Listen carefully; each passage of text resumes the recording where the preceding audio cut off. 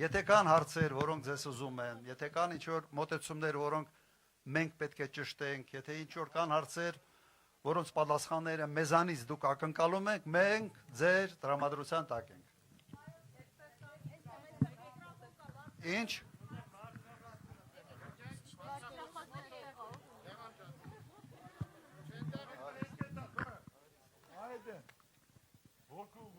Շիշ ծանր է։ Հարցը տուր։ Ես ուզում եմ մետաղաբար։ Այ։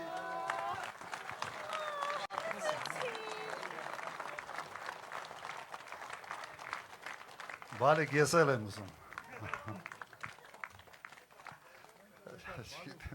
Չգիտեմ ինչ ասեմ։